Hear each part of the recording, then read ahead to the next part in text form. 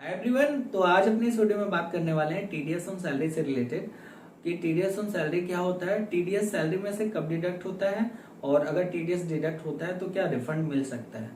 तो बेसिकली आज इन्हीं 3 पॉइंट पे डिस्कशन होने वाला है इस वीडियो में। तो अगर आप हमारे चैनल पर नए हैं तो चैनल को सब्सक्राइब कर लीजिए ताकि इससे रिलेटेड इन्फॉर्मेशन आप लोगों को मिलता रहे। तो चलिए वीडियो को आगे बढ़ाते हैं और समझते हैं। तो जैसा कि मैं आपको बता दूं कि section 192 of income tax act 1961 ये बात करती है कि जब भी एम्प्लॉयर अपने एम्प्लॉय को पेमेंट करता है तो उसमें से जो टीडीएस के अमाउंट है वो माइनस करके ही पेमेंट करना होता है। जैसा कि अगर आप एक एम्प्लॉय हैं तो देख पा रहे होंगे अपने फॉर्म 16 में कि जो भी आपका ग्रॉस सैलरी है उसमें टीडीएस डिडक्ट करके आपको मिलता है। से फॉर एग्जाम्पल अगर आपका मंथली सैलरी 1,20,000 का है और 20,000 का टीडीएस है तो आपको नेट पेमेंट 1 लाख का ही मिलता है, यानी कि जो आपके एम्प्लॉयर है 20,000 रुपीज जो टीडीएस है वो डिडक्ट करके ही आपको पेमेंट करते हैं। अब सवाल ये आता है कि सर ये टीडीएस डिडक्ट कैसे होता है और ये जो टैक्स है वो कैसे कैलकुलेट होगा। तो आपका जो भी ग्रॉस सैलरी है, अगर आपने कुछ भी डिडक्शंस वगैरह का डिक्लेरेशन अपने एम्प्लॉयर को दिया है और जो भी आपका ओल्ड टैक्स रिजाइम या फिर न्यू टैक्स रिजाइम है वो आपने अपने एम्प्लॉयर को बता दिया है, यानी कि कौन से स्कीम के अंदर आप टैक्स को पेमेंट करवाना चाहते हैं। अगर आप ओल्ड टैक्स स्कीम के अंदर टैक्स पेमेंट करवाना चाहते हैं तो जैसा कि मैं आपको बता दूं कि ओल्ड टैक्स रिजाइम में क्या था कि 5 लाख रुपए तक का आपका जो भी इनकम है उस पर कोई भी टैक्स नहीं लगता था। अगर आपका पूरा टैक्सेबल इनकम 5 लाख रुपए तक का है तो अगर 5 लाख से ज्यादा है तो फिर 2.5 लाख से ही टैक्स लगना स्टार्ट हो जाता था। तो इसमें क्या होता है कि जो भी आपका टैक्स लायबिलिटी बनता है वो बेनिफिट जो भी आपके डिडक्शंस वगैरह है, जो भी सेविंग्स है उसको माइनस करके अगर जो भी टैक्स आता है तो वो पूरा कैलकुलेट करते हैं आपके एम्प्लॉयर। ठीक है, आपके एम्प्लॉयर कैलकुलेट करते हैं, डिवाइड बाय 12 कर देते हैं। मान लीजिए अगर आपका जो भी टैक्स है 1,20,000 का पूरा साल का तो डिवाइड बाय 12 करेंगे और आपका 10,000 rupees as a TDS salary में से काट के आपको पेमेंट करेंगे। तो अगर हम लोग बात करें न्यू टैक्स रिजाइम का तो उसमें क्या है कि 7 लाख तक का कोई भी टैक्स नहीं लगता है।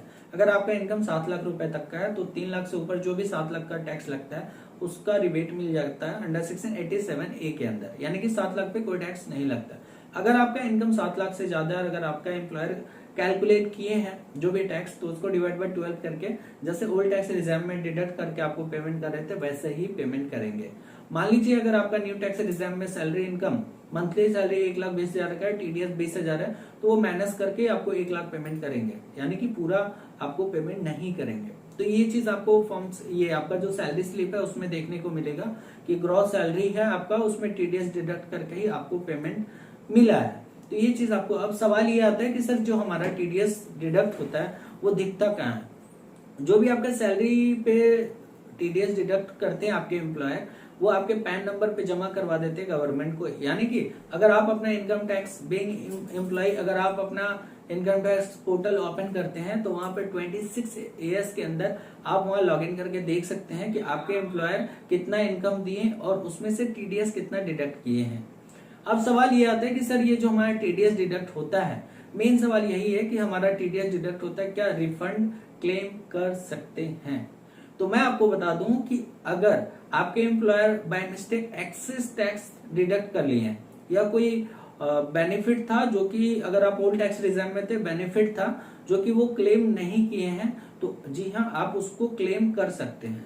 ठीक है, आप उसको क्लेम कर सकते हैं। जैसे एटीसी में आपने एलआईसी करवा रखा था, अपने एम्प्लॉयर को नहीं दिया तो उस केस में आप एटीसी का बेनिफिट ले सकते हैं ओल्ड टैक्स रिजाइम में, लेकिन आप जो भी क्लेम करेंगे वो ऑथेंटिक होना चाहिए, बोगस नहीं होना चाहिए। अगर आप बोगस क्लेम करते हैं तो क्या है डिपार्टमेंट आपसे फिर नोटिस वगैरह भेज करके वो इंटरेस्ट पेनल्टी वगैरह लगवा सकते हैं।